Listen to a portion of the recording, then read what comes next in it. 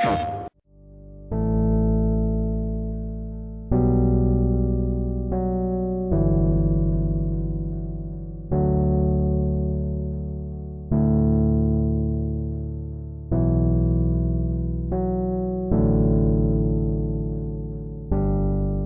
am super duper excited that we're at Comic-Con because to me it's just like popular culture.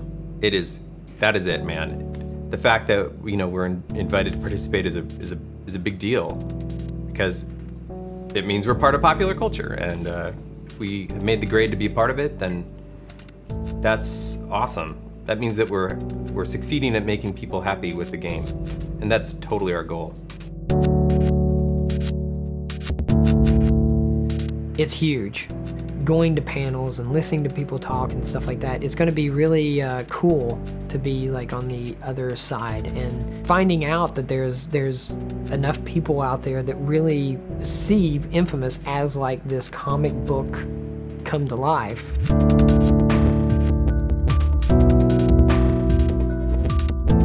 I think when we were doing the original Infamous, we knew we were doing superhero, but I don't think we wanted to do it in kind of super traditional superhero way. Like, the first thing we'd have to tell people is, no, he doesn't wear tights or anything like that. It's like, what if it's a regular person who would get superpowers?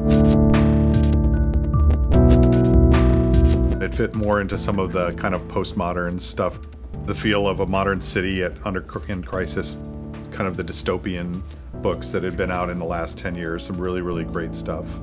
The most direct influences on Infamous don't come from the comics I read growing up. It's from all the media that was influenced by those comics. It was kind of second generation stuff. So Batman movies, especially the recent Batman movies, have been a big influence for us because they have that sort of spirit of comics in them, but it's filtered through a modern, up-to-date gestalt. The city feels realistic. The characters are flawed. I don't think we wanted to just say, well, here's this comic, let's just go make it, and just change the character. I don't think that would have been a huge failure for us. So this is an honorable treatment of a comic hero. But with a hero that was really designed to make sense and be really fun in the context of a game where you did have choices, important choices, which we always felt were part of becoming a superhero. Infamous was the first game we'd really made where we were making a game for ourselves in some sense. We have so many comic fans here. It was fun to make a game where you were really trying to do a game that people like you would enjoy. For me, it was escapism. I grew up in a real small town. It was really tough to get this sense of bigness. Before I got into comics, I was into, Bionic Man and Evel Knievel. There's something out there that you could turn it on and you kind of like have that level of escape. And like with comic books, it was definitely that. All the artists from the studio, we actually make a comic called Atomic Lead. Kind of quit comic for a while, but then kind of got the itch and I kind of start doing my own comic again and print up stuff and Xerox, fold it in half, staple it myself, take it to local comic convention. I think it definitely helps to have that love for that medium, and then you can kind of take that and apply what works and kind of discard the stuff that doesn't work. If you go back to the 1950s Spider-Man when he first started, the stuff is so ridiculous. He's having conversations with his enemies as he's fighting them, like between punches. Now, what I'm about to do to you is, and he's wearing underwear, like this crazy.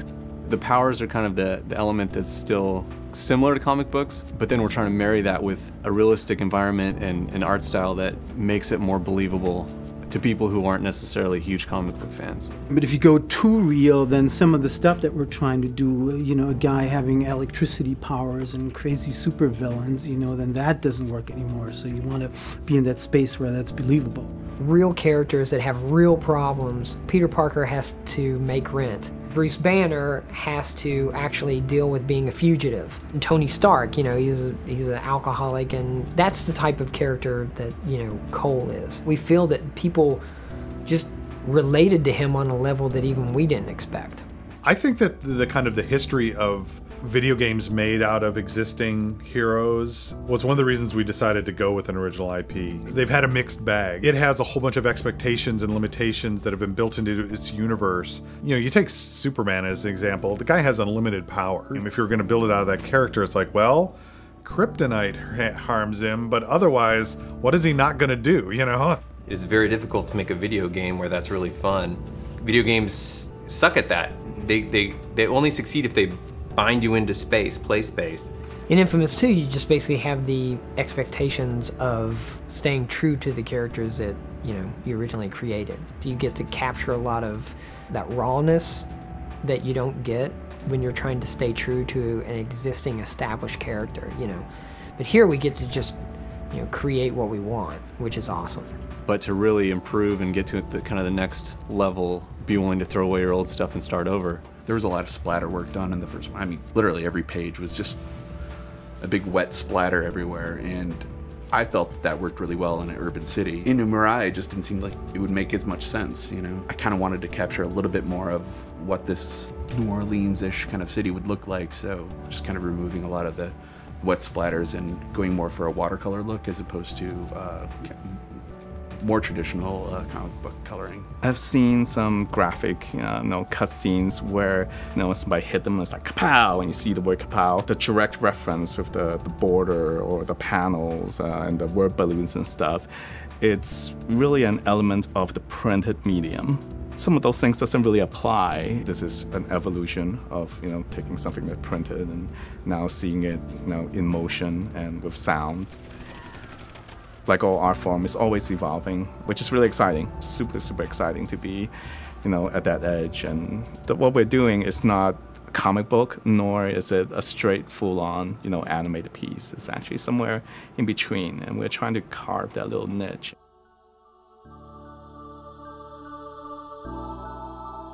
There's an experience that everybody wants to have, which is to be a superhero.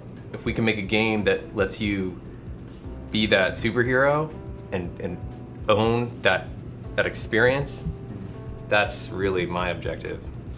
And I think we are probably still the underdog, of the whole thing. Marvel and DC and Batman, Spider-Man, all those guys have years and years of history of kind of ingrained into the modern culture. So we're just trying to, put our notch on it.